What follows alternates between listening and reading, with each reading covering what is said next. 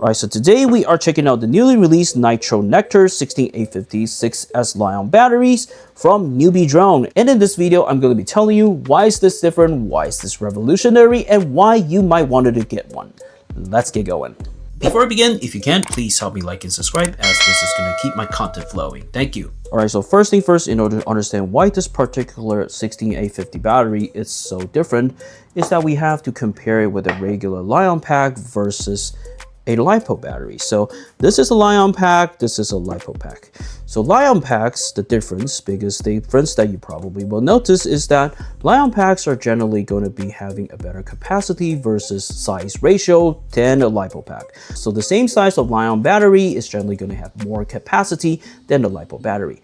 However, the caveat of that and the trade-off is that Li-ion packs generally have a less discharge rating, like bottleneck. They're not good at discharging the capacity like real quick. It's like having a huge tank, but you only have a small hose. And this one, LiPo battery, you have a smaller tank, but now you have a fire hose. It's much bigger. You will be able to get a sudden much punch-up power in LiPo pack. And that's the main reason why most of the freestyle quads are using LiPo pack and long-range quad are using Li-ion pack, because yeah, that is just how the specialty of both of them are. So right now, the Nitro Nectar comes in, and this one is going to be the bridge between two of them. So it will have the capacity of the Li-ion pack, but also have some sort of the punch-up powers for the LiPo. So let's actually compare. So the Li-ion pack has a 2C of max current discharge, so which means that, yeah, it's much slower. This one has a 115C discharge rating, which means you will be able to almost discharge your battery in instant. As for the Nitro Nectar, because of having the JP30 tabless technology, you are able to break the bottleneck of the discharge rating. So although it doesn't say on the labels right here of the C rating for this particular one, but if you just look at the continued current at 60 amp versus the burst current at 160 amp and do some math with the 3000 milliamp capacity, you should be able to get about 20 C to up to 53 C discharge rating, so which is already a lot higher compared to 2C, that is already 10 times more. Obviously, yes, it is still going to be much lesser compared to a LiPo pack, especially this one has a crazy 150 C, but yes, you are getting the best between both worlds. You are getting some sort of the C rating from a LiPo battery, but you are also inheriting the capacity bonus right here. And one of the biggest thing is that you are saving a lot more weight. So this one is a 3000 milliamp battery, but this one, LiPo battery, is going to be a 14 milliamp battery. You can see that it is almost the same size. Let's actually weight them so you can see the difference yourself. All right, so we're going to be putting the Nitro Nectar on the scale. You can see that 6S pack, it's about 316 grams, which is not light, but also not very heavy. Okay, but if you put the R-Line battery to 1400 milliamps, yep, 229, obviously much lighter, but if you wanted to get kind of like the same capacity, you're gonna have two of them. It's gonna be way heavier, and you're saving about 100 and something grams over there. So this is probably still going to be a better solution if you want to have the best of both worlds. So another important thing I forgot to talk about is that Li-ion packs will generally allow you to discharge it to much lower compared to LiPo pack. So LiPo pack, the lowest you can go is probably 2.9 volts per cell, and Li-ion packs you can sometimes go under 2.6, sometimes even to 2.3, and you will still get some power. Once you get 2.9 on LiPo, it's basically dead. You're not going to get any power out of it, but this one, you can discharge it much lower. You will still be able to at least get some power to your quad and make it float. All right, so now we are basically done with the bench talk. Now let's actually go out to the field. We're going to be testing this pack so we can see, is it actually true that this one is going to get a lot more better punch-up power? And yeah, let's actually see it. All right, so before we jump to the test field, let's talk about the quad that we will be using for this particular flight. So this is a 5-inch quad that I built about 2 years ago and is still kicking well. The motor is going to be 1750 kV, and yeah, it's just a regular freestyle quad that you can see on the 5-inch. As for the VTX, currently it doesn't have one, but I did have the Walksnail GT2 installed on here, but I just removed it for another video shoot. So yeah, the later on footage that you're going to be seeing is also going to be coming out from the Walksnail GT2 as well. Okay, so to give you a quick reference of weight, this quad also with the VTX mounted is going to be about 460 grams, and if you put the batteries on top of here, it's going to be about 776. All right, let's head to the field.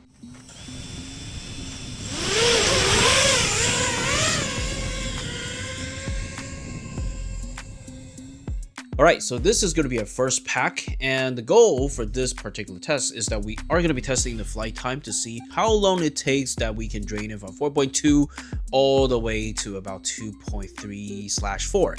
So yeah, because this is a Lion, you are able to drain it a lot more lower, and I am going to assume that when you drain it to the bottom, it should be around 2.4. That's something until you start losing power, but we are going to be seeing. And yes, as for this setup, it is not an optimized setup for long time operation. It is a regular 5-inch quad, and this one is particularly built for freestyle. So yep, it's not going to be your minimum power draining motors whatsoever, but a regular average FPV quad. So yeah, don't take this seriously, but just to give you a reference to know like, hey, this is how long we are able to hover it until it has to land. Because this is going to take a while, so I'm just going to be speeding up the footage, and we can pause at the end to see how long it took.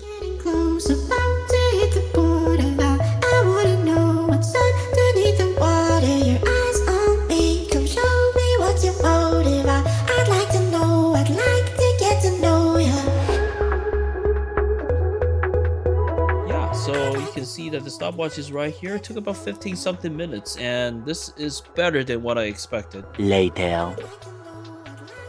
Okay, so this is going to be the second pack, and what we are testing is going to be freestyle. So instead of saying freestyle, because I'm not a really good freestyle pilot and I'm super rusty because I've been flown for such a long time.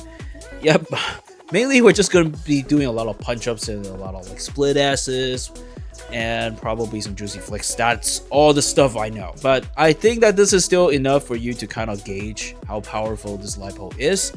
Obviously, just to share a little bit of my thoughts, it is not going to be as powerful as a regular LiPo. You're still going to feel that the lack of powerness is going to be right there, but it is much better than Lion, because the regular Lion, if you have flown it before, you're going to feel that that thing, when you try to punch up your throttle, it's going to be slowly descending like a Mavic. It kind of feels like that, but this one, yes, it does make it feel like a much fun pack to like throw on this quad and to make it flow. And at the end, I'm still going to be sharing my thoughts about this Lion pack as of who should be getting it and what best scenario that people should be using it for. If you wanted to just jump through it and skip the footage, just click the timestamp down below so you can just get teleported over. All right, I'll see you there.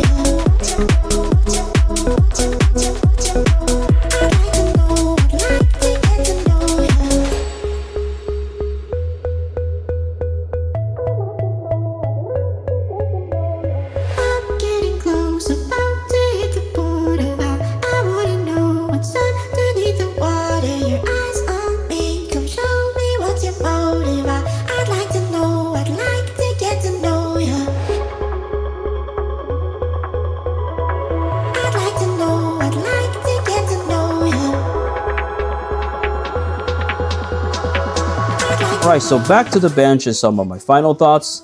Yeah, should you be getting this? Well, I will say if you are a pure freestyle pilot, then this is probably not going to be that worth it because yeah, it is not cheap. And freestyle is going to be for the scenarios that you often crash your quads, and yeah, you don't want it to lose $90 in every flight, right? So probably this is not going to be the best one for you, and you won't be able to get that much of a power. But if you are going to be a long-range pilot and you want some of the little bit punch-up power in order for you to save your quad or just get a little bit more performance out of it, then this, I think, is definitely worth it. And also another party that I think that will definitely be beneficial is that if you fly commercial, if you fly indoor scenic groups like real estate, I do see that this is going to be a very valuable product because you will be able to have a smaller form factor battery, but at the same time not losing so much of the punch-up power. You will at least get some. You are not getting none. So that is something that I do see very valuable right here, and a particular use case for this. Alright, so that is basically going to be about this video. So if you have additional questions, feel free to leave it down below, and I will see you in the next one. Bye for now.